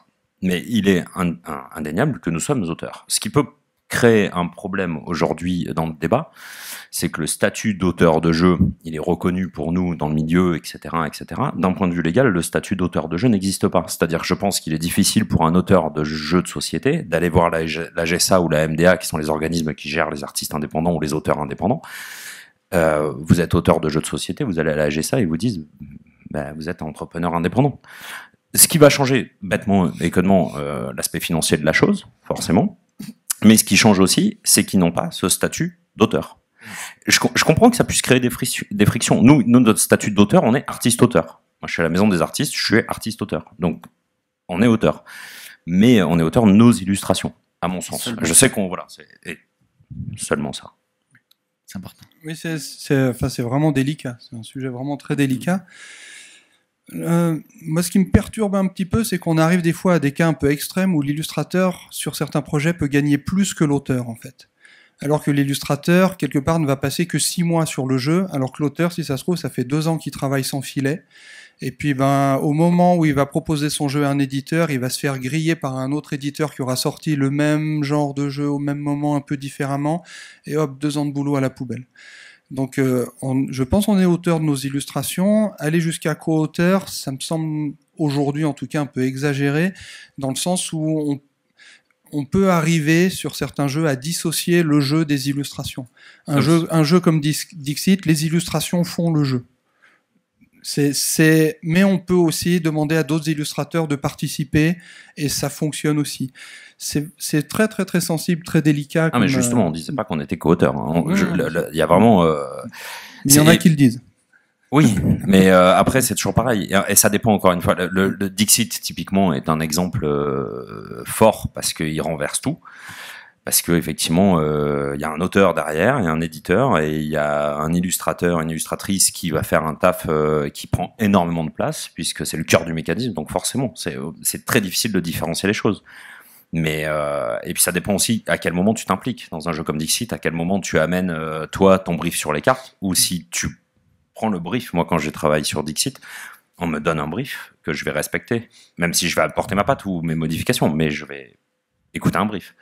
Je sais que Franck Lyon, par exemple, quand il a fait son Dixit, il a amené lui-même son brief à chaque fois, presque, il me semble. Enfin, voilà. C'est ce que je trouve très intéressant aussi, c'est de savoir finalement quelle est la part, ce qui est difficile à quantifier, mais je vois par exemple quand on remet par exemple un prix à un jeu pour les illustrations, est-ce qu'on remet le prix à la personne ou à la boîte, au jeu ?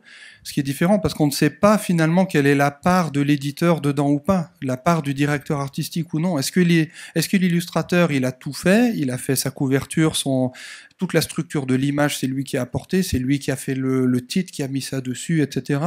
Ou est-ce que finalement, il a répondu à un cahier des charges ultra rigide, ultra précis, et c'est chaud, c'est vraiment très, très délicat de se positionner là-dessus. C'est pour ça que, par exemple, pour ma part, j'essaye aujourd'hui de faire le plus possible sur un jeu pour que le message soit très clair, quoi. C'est moi qui fais le truc, et puis après ça se discute. Mais quelle est la part justement de l'éditeur dans la création de nos images ? Alors que nous, finalement, dans un sens, on intervient peu ou pas du tout sur les mécaniques du jeu, et au final, les joueurs, ils vont acheter un jeu. Même si le jeu est magnifique, et qu'il est bancal, enfin, je pense qu'il vaut mieux toujours, on disait ça pour les livres, il vaut mieux toujours avoir une bonne idée et une mauvaise image qu'une belle image et une mauvaise idée. Ça marche comme ça, quoi. On voit bien, pendant des années, les joueurs ont joué à des jeux absolument hideux et dégueulasses, ça a posé problème à personne. Aujourd'hui, on arrive à un point où, parce que c'est aussi un peu hérité de la BD, de l'illustration, etc., parce que les joueurs ont changé. On a des joueurs de plus en plus jeunes qui viennent du jeu vidéo. Avant, les gens faisaient soit jeu vidéo, soit jeu de société. Maintenant, ils font tout en même temps. Il n'y a plus de distinction, c'est tout du jeu. Et c'est des gens qui n'ont pas le même regard que les joueurs d'il y a 15 ans, qu'il y a 20 ans.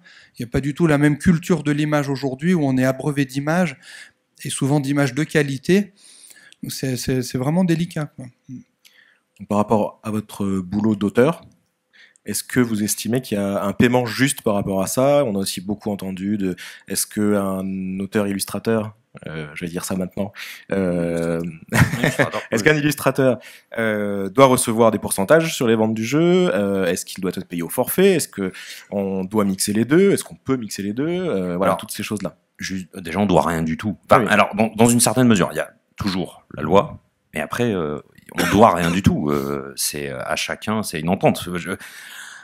Pour pas parler de co-auteur, parce que j'aime pas le terme, déjà d'une part, mais parce que je pense que ça reste un travail d'équipe. Effectivement, comme moi, à la différence de mes deux compagnons, c'est que je fais pas tout, j'aime pas faire la maquette, c'est ce que j'essaye d'éviter. Des fois, ça m'arrive de le faire, et des fois, j'y prends goût, mais c'est un travail d'équipe. C'est souvent, voire toujours un travail d'équipe. C'est ce que j'aime, c'est ça. Après, pour les paiements, il y a une réalité toute bête, c'est que c'est un métier. Donc à la fin, on paye des factures, on a des charges, il faut en vivre. Donc le calcul du juste prix, c'est est-ce qu'on en vit ? Si on me demande de faire les illustrations d'un jeu, et que ce que je demande comme paiement, en dehors des considérations de droit d'auteur ou quoi que ce soit. On pourra revenir où je laisserai développer les autres. Si ce qu'on me demande, la charge de travail, qu'on me demande, le prix, c'est-à-dire que là, par exemple, pour faire simple, en fait, on va considérer, je crois, moi c'est mon calcul, que si je dois travailler un mois sur un boulot, il faut que ce mois de travail me rapporte à peu près 3 000 €. Alors, on se dit, oh, ils sont super riches, les gars. Alors, en fait, sur les 3 000 €, déjà, on va enlever les charges. Et de ces charges, il va falloir considérer que ces charges nous payent le chômage qu'on n'aura jamais, la retraite qu'on n'aura probablement jamais non plus. Si on est malade, il y a personne qui me donne des sous si je suis malade, et nos vacances. Donc, il faut lisser ces 3 000 €, enlever ces charges, considérer que ça prend tout, et même au sommet de sa carrière, un illustrateur va jamais passer plus de 10 mois sur ses planches. Ça me paraît peu probable. D'abord parce qu'il y a, normalement, en règle générale, on essaye de prendre 3 semaines de vacances, aller 15 jours, 3 semaines, voire 5 si on est complètement fou. Mais il y a aussi la facturation, les devis, l'attente des réponses pour les validations, les trucs comme ça. J'ai jamais, même à l'année où j'ai bossé le plus, si j'ai taffé 10 mois, c'est le gros maximum. Et donc, quand je calcule mon devis pour un jeu, je me dis, il faut que ça me rapporte tant, parce que je vais enlever ça, je vais enlever ça, je vais enlever ça, je vais enlever ça. Et à la fin, quand je demande 3 000 € par mois, pour un mois de travail à peu près, j'ai l'impression de voler personne. En tous les cas, je suis pas millionnaire, quoi. Mais ne dis pas que tu travailles que 10 mois sur 12, c'est que c'est du temps de travail aussi, seulement tu ne dessines pas, c'est ça. Oui, c'est exactement ça. Ma question, c'était plutôt par rapport aux jeunes illustrateurs ou aux illustrateurs qui se posent des questions à ce sujet. Comment est-ce que vous êtes payé? Comment est-ce que vous estimez que vous devriez être payé? Ou qu'est-ce qui devrait être la norme selon vous? Ou est-ce qu'il y a plusieurs possibilités? Il peut pas y avoir de normes. Le plus important, comme il a dit, c'est un vrai métier. Il faut pouvoir en vivre. Après, moi, j'aurais pas du tout de problème à dire que un illustrateur doit être bien payé parce que c'est un métier de technicien. Il faut connaître des choses pas très drôles, tout ce qui est RVB, CMJN, les logiciels. Il y a les techniques, des contraintes techniques qu'il faut connaître, ce sont des vraies notions de technicien. Et après, en termes d'études, les études d'un illustrateur, elles sont plus ou moins longues, mais surtout, elles sont continues, en fait. On se forme toute notre vie parce que il faut bien imaginer que un jour dessiner un jeu sur des nanas à la plage, par exemple, il faut quand même savoir dessiner des palmiers, la mer, les oiseaux, tout ça, et des nanas de différentes formes. Mais la fois d'après, on peut dessiner des chevaux à la ferme, la fois d'après le Japon féodal, la fois d'après des Mayas, des Incas, la fois d'après quelque chose, des personnages en armure ou des vaisseaux spatiaux, et ça sort pas comme ça. À chaque fois, il faut se redocumenter, réapprendre. Moi, par-dessus ça, j'aime bien en plus à chaque fois changer de technique graphique. Donc c'est quelque chose que je dois réapprendre. C'est un métier avec beaucoup de connaissances. On n'est pas des génies, mais on a beaucoup de connaissances, quoi. Donc ça peut pas être rémunéré juste ce qu'il faut, quoi. Et c'est un métier qui doit pouvoir rapporter un peu parce que les illustrateurs sont, je parle pas de moi, je parle des illustrateurs en général, sont des professionnels de qualité, quoi, je pense des experts, quoi. Et donc ça, c'est pour la partie rémunération. Et pour la partie royauté, enfin les droits d'auteur, comme ça a été évoqué tout à l'heure, le jeu de société, c'est une alchimie. Moi, j'aime pas du tout le mot interchangeable. Je pense qu'une fois que le jeu de société il est sorti, il n'y a plus personne d'interchangeable. Il y a un auteur, il y a un éditeur et il y a un illustrateur. Il y a d'autres personnes aussi. Mais ces trois-là, s'il y en a un des trois qui fait pas un bon boulot, il y aura pas un bon jeu. Il faut que les trois fassent un bon boulot. Et si les trois font un bon boulot, le jeu fonctionne. Moi, je vous comprends pas pourquoi les trois en tireraient pas quelque chose. Après, les soucis de proportionnalité, moi, je m'en fous. Enfin, j'ai jamais su si je gagnais plus qu'un auteur ou pas. Ce qui m'emmerderait, c'est de voir que moi, à un moment, je vais bien et je prends mes vacances aux Bahamas alors que l'auteur, ça va pas du tout. Ça serait pas normal. Bon, c'est jamais arrivé. J'ai pas pris de vacances aux Bahamas. Il y a un petit truc aussi. Il y a des illustrateurs dont c'est le métier H24. À l'année, alors des illustrateurs de jeux de société et des illustrateurs tout court. Il y a encore peu d'auteurs à temps complet. c'est difficile d'être un auteur de jeux de société à temps complet. Et donc, la rémunération aussi, elle est, moi, tout ce que je fais rentrer, c'est mes illustrations. S'il y a un auteur, et on en a beaucoup des cas qui ont commencé comme ça et qui maintenant sont professionnels ou qui restent comme Bruno Feuduti qui a très longtemps dit qu'il aimait être prof, qu'il aimait faire des jeux et qui répartissait son temps de travail entre les deux. Forcément, il y a des auteurs qui ont moins besoin de l'apport financier de leur jeu parce qu'ils ont leur travail à côté et que c'est comme un hobby ou un truc comme ça. Et même s'ils le font très sérieusement, ça reste un à côté, c'est une double vie professionnelle. Ça reste un travail.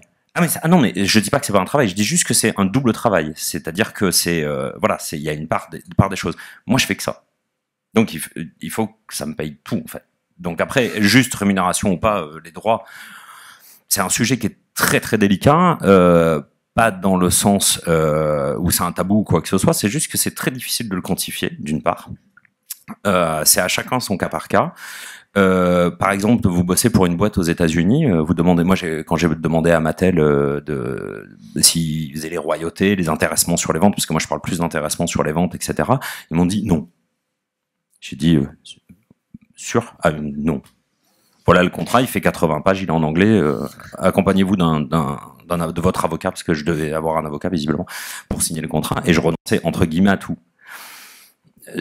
C'est dans leur culture, j'en ai parlé avec eux, c'est dans leur culture, c'est comme ça. C'est sûr, le jeu s'est vendu à 1 million d'exemplaires. Ça m'aurait fait plaisir de toucher quelque chose dessus, mais ça, c'est pas comme ça que ça se passe. L'auteur du jeu est employé de la boîte. Lui non plus, lui quand il va à SN, il paye son billet. Donc il y a chaque cas et chaque éditeur, ça dépend aussi d'où vient l'éditeur, ça dépend de la culture de l'éditeur, ça dépend du jeu qui sort. Forcément, Régis de Libellude, quand il a un jeu qui repose entièrement sur les illustrations, il va forcément penser aux droits d'auteur pour l'illustrateur. Forcément. Mais je pense que même si le jeu, les illustrations n'ont pas une importance majeure comme dans Dixit, c'est tout à fait cohérent. Moi, quand j'ai travaillé les premières fois chez Ludonote, à l'époque où ils n'avaient pas gagné de Spiel ou quoi que ce soit, avec Offrande, où ils en faisaient un tirage à 1500 exemplaires, et Yggdrasil, ils ont dû en faire 2 fois 5000 peut-être. Moi, je leur ai dit, voilà, moi, je demande ça. Ça, c'est une avance sur droit. Ça me permet de vivre pendant que je le fais, parce que je fais rien d'autre. Et j'aimerais avoir tant de pourcents, c'était 3, sur les ventes. Alors, c'était basé, je crois, sur le prix de vente à la boutique, donc le prix distributeur. Mais je toucherai ces 3% une fois que vous vous serez remboursé les sous que vous m'avez déjà donnés. C'est-à-dire qu'il fallait vendre tant de milliers de boîtes pour que je commence à toucher de droits. Pour Offrande, j'en ai pas gagné. Pour Yggdrasil, j'ai dû en toucher un petit peu. Et c'est cool. Et en fait, personne n'y a perdu, dans un certain sens, puisque je leur ai pas coûté plus cher in fine. Je participais à des dédicaces, je parlais du jeu, je me mouillais. Alors, encore une fois, c'est pas parce que je vais faire la promotion d'un jeu ou aller faire des dédicaces ou quoi que ce soit que je m'attribue la paternité du jeu, ni que j'en suis un co-auteur. Mais j'en suis un des éléments. Oui. Par rapport aux histoires de paiement, moi je pense que c'est plutôt au cas par cas, ça dépend de comment on fonctionne. Moi je suis un peu évadé fiscalement en Corée, donc c'est un peu différent, ce qui est pas faux non plus, mais c'est plus simple, en tout cas, beaucoup plus simple. Mais moi, par exemple, dans mon cas, si j'étais payé à l'heure, je serais pas là, je serais sur mon yacht. Voilà, parce que je dépasse très largement les budgets qui sont alloués, parce que j'essaie aussi de prendre en compte l'économie du jeu. Il se trouve qu'un jeu, il y a un certain coût de fabrication, il y a un coût distributeur, etc., etc. Et l'éditeur, des fois, j'aime bien demander tout de suite, avant de faire un devis, de dire, vous avez quoi comme budget, en fait? Comme ça, on voit tout de suite avec qui on parle, où est-ce qu'on est, pour pas flinguer l'économie du jeu, en fait. Parce que sinon, ça veut dire qu'il faut que l'éditeur, il va falloir qu'il en vende combien, déjà, pour rembourser ce qu'il a payé à l'illustrateur, ce qu'il a payé à l'auteur, ce qu'il doit payer pour la distribution, etc. Donc, c'est encore une autre équation vraiment complexe. Et il m'arrive souvent, par exemple, il y a beaucoup de projets de ce que j'ai fait, que si j'avais calculé ça de manière un peu brute, je les aurais pas fait, parce que j'aurais pas gagné assez par rapport à ce que j'estimais. Mais par contre, je vais négocier du temps.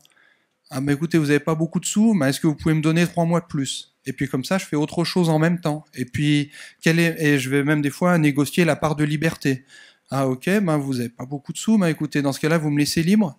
Ou maintenant, ce que je fais, et de plus en plus, c'est je vais pas faire de crayonné, les gars. Je vais y aller direct cash. On prépare bien tout, mais vous inquiétez pas, on va y arriver. Si à la fin, s'il y a 50 images à faire, je fais les 50 en couleur. S'il y en a 3 à refaire, je les referai, il n'y a aucun souci. Donc j'essaye de négocier des choses comme ça pour que la balance fonctionne un peu pour tout le monde. Après, je me retrouve dans des situations où je me retrouve avec trop de boulot, à faire des journées de 15 heures parce que je dois faire 3-4 projets en même temps, pas de week-end, pas de vacances. Mais j'essaye de gérer ça comme ça, en fait, plutôt au cas par cas. Et... Pardon, excuse-moi, juste un truc. C'est par rapport à ce que tu dis. Et pour en vivre. Ouais. En fait, il y a un truc qui est tout bête, c'est qu'il y a des jeux qui ne devraient même pas pouvoir sortir, en fait. Quand on arrive vers vous avec un devis, enfin avec un projet de jeu, il y a tant d'illustrations, tant. On calcule à peu près le temps que ça va nous prendre, parce que c'est un peu la première étape de savoir combien de temps on va passer, enfin combien on va le faire payer, c'est combien de temps on va y passer dessus. Et quand vous passez 4 mois sur un jeu et qu'on vous dit, moi j'ai 3000 € de budget pour les illustrations, moi je ramène le calcul tout bête, je divise par le nombre de mois, j'enlève mes charges, etc. On n'est pas en dessous du seuil de pauvreté, on est en dessous de la pauvreté de machin. Donc en clair, je perds de l'argent si je le fais. Mais l'éditeur perd de l'argent. Parce que si l'éditeur est droit, et ça m'est arrivé de participer à des projets, l'éditeur m'a payé le temps de travail, ce que je devais gagner, mais il fallait pour rentabiliser ce projet qu'il en vende des caisses et des caisses. Et quand c'est un jeu qui s'adresse à un public un peu particulier ou hardcore gamer, où il y a, le jeu est juste pas rentable. Alors c'est cool, on se fait plaisir, on le fait, ça c'est super chouette. Par contre, s'il est pas rentable, il y a des projets qui sont pas viables. Aujourd'hui, et je pense, honnêtement, qu'il y a pas mal de jeux qui, si on est raisonnable, et on n'est pas un métier où on a tous envie d'être raisonnable, j'en entends bien, si on est raisonnable, il y a des jeux qui n'ont pas leur place. Pas parce que le jeu est mauvais ou quoi que ce soit, mais parce que, par exemple, il va y en avoir 10 pareils, ou parce qu'il est trop cher à produire. Alors après, il y a des solutions pour payer moins cher un jeu. On peut le produire ailleurs, on peut faire appel à d'autres intervenants, etc., etc. Après, c'est des questions d'éthique, tout simplement. On peut appeler des mecs qui sont en Corée, qui coûtent pas cher parce qu'ils sont évadés fiscalement. Mais non, il y a des jeux. 70% de frais réels non justifiés. Et on m'a dit, mettez pas 90 parce qu'on va vérifier. Ouais, je vais partir en Corée aussi. Non, mais voilà, c'est les justes rémunérations. Du coup, de fait, c'est aussi par rapport à la viabilité d'un projet, quoi. Et juste par rapport aux droits d'auteur, il me semble qu'historiquement, ça n'existait pas pour les illustrateurs avant récemment, et la place que l'illustration a pris de plus en plus. J'ai le sentiment qu'aujourd'hui, on voit plus de publicité de jeux en vendant une mécanique. On va nous vendre un univers, un thème, une histoire. Ça devient rare de voir un jeu incroyable. On n'a jamais utilisé les dés comme ça. On voit pas ça décrit sur les trucs. On dit plutôt, vous allez vivre une belle aventure dans tel univers avec telles images, etc. Et moi, je parle plus, parce que on en a parlé souvent entre nous, que ce soit de manière privée ou publique. Il y a un gros souci de vocabulaire aussi. Quand on parle de droit d'auteur, ça fout la trouille, en fait. Parce que, oui, on parle de droit d'auteur, donc ça va donner à l'illustrateur les prérogatives de l'auteur. Ce qui n'est pas le cas, en fait. Donc, on parle souvent de la même chose, mais pas de la même manière, ou c'est complexe. Toi, tu disais, tu parles par exemple d'intéressement, comme ça, on peut parler d'intéressement. Moi, j'aime bien parler de clause au succès. Déjà, ça flatte. Et c'est logique, c'est-à-dire que si votre jeu il atteint un certain point, vous devriez avoir les épaules pour pouvoir gérer ça. Déjà, il va falloir avoir les épaules pour gérer 50 000 boîtes, 100 000 boîtes, 200 000 boîtes. Et à ce moment-là, vu que vous avez les épaules, vous avez certainement embauché un comptable, etc. Ça doit pas être bien compliqué de faire un chèque pour l'illustrateur à un moment. Ça devrait pas trop impacter votre trésorerie dans cette idée-là. Et après, faut trouver la bonne formule. Est-ce que c'est du droit d'auteur qui est hérité, comme en édition jeunesse, comme tu as dit, où on touche une avance sur droit? C'est-à-dire, on va peut-être toucher 3 000, 5 000, 6 000 € pour faire le jeu. Et puis après, l'éditeur va nous donner des droits d'auteur à partir de 10 000 ventes, 15 000 ventes, 20 000 ventes, en fonction du ratio de son prix de coût, etc. Là, par exemple, avec l'éditeur coréen avec qui je travaille, je lui ai dit, écoute, moi maintenant, quand je vais contacter un illustrateur pour travailler avec nous, je veux que tu me prépares une grille pour chaque type de boîte que nous faisons, chaque type de prix, pour que l'illustrateur sache que, tiens, si je gagne 3 000 € et que j'ai 3%, je commencerai à toucher des droits à partir de 12 000, dans l'absolu. Ce qui fait que l'illustrateur, il signe pas un contrat dans le flou, en se disant je sais pas quand je vais toucher des droits ou pas. Et puis après, j'irais même jusqu'à dire à l'illustrateur, tu sais, ce jeu, il est sympa, il est cool, mais on fera jamais plus de 10 000 boîtes, quoi. À moins d'avoir un gros coup de bol, un prix ou je sais pas quoi, où il se trouve qu'il y en a pas d'autres à ce moment-là, et puis d'arriver à estimer d'une certaine manière, est-ce que ça vaut le coup de se lancer dans... Parce qu'il peut y avoir des négociations très tendues. On le vit avec des éditeurs qui disent non, pas de droit d'auteur, etc. En plus, ça devient compliqué avec l'étranger aussi, où les pratiques sont différentes. Donc, il y a une espèce de un truc un peu savant à mettre en place qui peut être, écoutez, oui, je vais toucher quelque chose à partir de 20 000 exemplaires, ou une fois que vous êtes remboursé, ou peut-être un forfait tous les X copies vendues. Là, c'est peut-être plus du cas par cas, en fait, quoi. C'est ça, ce qu'on disait, c'est qu'il y a pas, je crois qu'il n'y a pas de règle, il n'y a pas de juste prix, il n'y a pas de, ça dépend des intervenants, en fait. Ça dépend je pense que vous l'avez bien expliqué. On a une petite question. Oui, moi c'est d'ordre pratique. Je viens du cinéma d'animation et par exemple la production souvent gère beaucoup de tout ce qui est matériel logiciel. Nayad, vous en parliez. Et du coup, je voulais savoir si ça arrivait dans le milieu de l'illustration pour le jeu de société qu'un éditeur ait du matériel ou puisse donner du matériel, par exemple des licences logicielles, des choses comme ça pour la création, le temps de la création. Si ça se passait comme ça ou si c'était toujours... Ou des pinceaux. Ou des pinceaux. Oui, c'est vrai. Non, mais on se cotise tous pour lui trouver une tablette numérique en fait. Depuis 10 ans, c'est terrible. J'en ai une. On lui donne des cours pour l'instant. Et du coup, voilà, c'était savoir si ça arrivait ou si c'était pas du tout en vogue, si c'était vraiment à la charge de l'illustrateur d'avoir son matos, d'avoir ses licences, de se tenir à jour toujours au niveau des logiciels et même pour tout ce qui est papier, les différentes épaisseurs, le grain. Non, mais ça peut jouer, ça peut. Non, ça fait partie des charges en fait. C'est ce qu'on disait tout à l'heure, c'est ce qu'on enlève sur quand. Je disais le chiffre un peu à la volée de 3 000 € par mois. C'est ce que ça intègre en fait. C'est ce que ça intègre. Ça. Les congés payés, le matos, l'ostéopathe pour te réparer le dos, voilà, ça fait partie des choses que tu... Alors après, tu peux être illustrateur en interne, par contre. Ça existe. Il y a des boîtes qui ont leurs propres illustrateurs. Et donc, du coup, on te fournit le matériel. Mais tu n'es plus indépendant, tu deviens salarié. C'est quand tu es salarié, on doit te fournir le matériel. Quand tu es indépendant, c'est... Une dernière question, du coup, un dernier sujet par rapport aux illustrateurs qui arrivent sur le marché, qui aimeraient bien faire du jeu de société, qui savoir comment ça se passe. Est-ce qu'il y a des éléphants qu'on peut pas bouger, comme vous? Est-ce qu'il existe un cimetière des illustrateurs de jeux de société? Est-ce que vous pensez qu'il y a du sang neuf qui arrive régulièrement? Est-ce que vous les encouragez à venir dans ce secteur? Voilà, pour les illustrateurs qui nous regardent, qui aimeraient bien savoir comment ça se passe. Nous, avec Vincent, on est les grands anciens. Hein. Tous les jeunes, c'est des petits nouveaux. Là, les vieux, c'est nous, mine de rien. On n'est pas vieux. Tu vois, en édition jeunesse ou dans d'autres pans de l'illustration, où on a des grands maîtres qui ont 60 ans, 70 ans, finalement, on n'a aucune visibilité sur notre avenir là-dedans.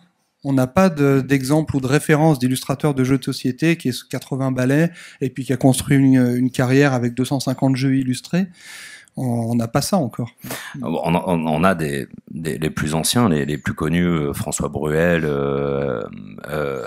Franck Dion, même si je ne dois pas être très loin de son âge, ça fait très très longtemps. Toi, ça fait plus de 20 ans. Tes premiers jeux, il y avait 20 ans. Il y a beaucoup de monde qui débarque dans le jeu de société. C'est hyper cool. Il y a des gens très très talentueux. On s'occupera de leur casser les jambes et les bras plus tard. Mais c'est cool. C'est un métier qui est attrayant, donc c'est normal qu'il y ait plus de gens.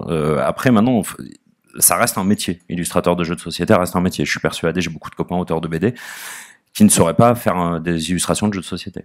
Ça, je pense que la prérogative déjà, c'est d'être joueur, c'est d'être c'est de connaître ce marché-là. Après, il y a du monde, mais moi, je conseillerais de faire attention pour les nouveaux, on va dire, pour les de jeunes illustrateurs qui voudraient venir dans le métier, de faire attention à ne pas suivre les modes, de ne pas trop suivre les modes.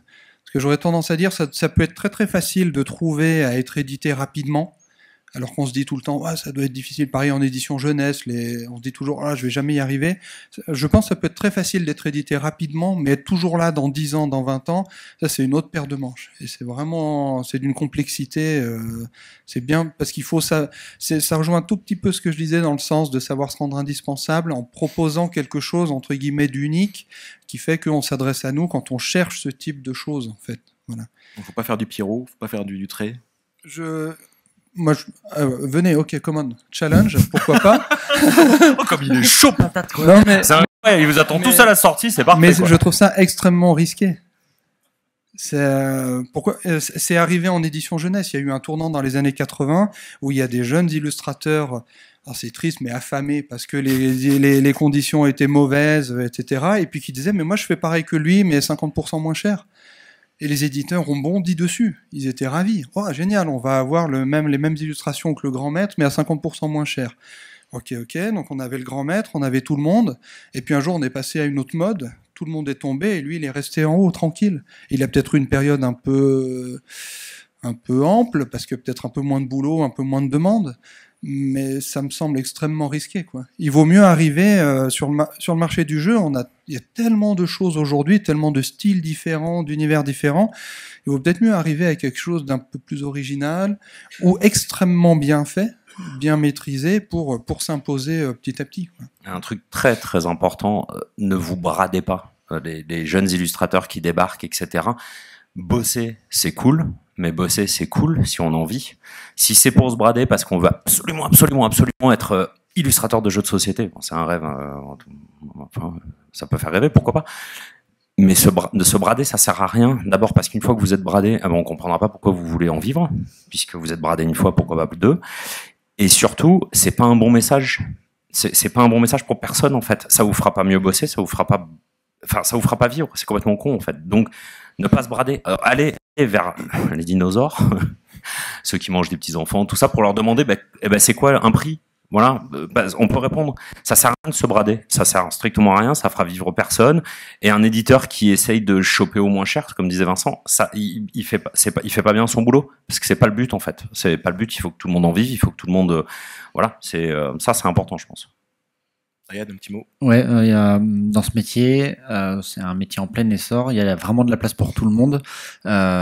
Mais il faut pas arriver en se disant que sorti des études, avec ce qu'on sait dessiner, ça va suffire. C'est un métier difficile où il faut se former tout le temps. Il faut être exigeant. Et effectivement, il ne faut pas se faire sous-payer ou se sous-coter. Il faut savoir se vendre. C'est super dur, ça. On l'apprend nulle part, mais savoir se vendre, c'est vachement cool, en fait. Il faut arriver comme un professionnel. Il ne faut pas arriver comme un artiste qui adore faire des Mickey. On est des professionnels. Un dernier petit truc pour les nouveaux illustrateurs. Rentrez chez vous. On est entre Français, on va dire, mais il y a quand même, mine de rien, je sais pas précisément le chiffre de combien il y a de projets nouveaux qui sont lancés chaque année par les éditeurs sur le marché francophone. Mais quelque part, comme on le voit, c'est quand même assez vite réparti entre les illustrateurs qui sont déjà dans la place. Que ce soit nous, d'autres, on est peut-être une vingtaine, une trentaine comme ça. S'il y a 50 projets par an, nouveaux, frais, c'est vite réparti. Mais après, il y a les États-Unis, il y a l'Asie, il y a l'Angleterre, l'Allemagne, etc. Le monde est de plus en plus petit. Alors ça implique une gymnastique différente où il va falloir parler en anglais, il faut se taper du Skype en anglais avec du décalage horaire, etc. Mais je vois, moi, par exemple, pour ma part, aujourd'hui, dans mon travail, le travail avec les Français, ça doit être que 15%, on va dire, de tout ce que je fais, entre les Américains, les Allemands, etc. C'est très complexe, il faut avoir envie de le faire, parce que c'est contraignant aussi, les horaires, puis il faut réfléchir. Et puis on se retrouve... Mais en même temps, il y a un côté extrêmement positif et constructif qui nous force à se remettre en question, ou quand on travaille avec un Américain qui a une culture totalement différente, alors qu'on se parle en direct sur Skype, on est pareil, on joue au jeu, on a le même langage ludique, mais le gars, il n'a pas du tout la même histoire que moi, ni les mêmes références, ni la même culture, le même feeling, pareil avec un Allemand et tout. Et ça, c'est vraiment très intéressant parce que ça force en plus à se remettre en question, quoi. Donc il y a un bon... Je pense qu'il y a, pour les jeunes illustrateurs, on prend son courage à deux mains, on contacte les Américains ailleurs, et c'est vraiment intéressant, ça force à se remettre en question, en tout cas. Merci beaucoup. Désolé, on n'a pas pu tout aborder. C'était un sujet dense. J'espère qu'on aura l'occasion d'en reparler et de reparler d'autres sujets qui vous intéressent. En tout cas, on peut continuer aussi avec les illustrateurs sur le salon. Vous savez qu'ils sont assez dispo quand ils sont pas en train de faire des dédicaces pendant toute la journée.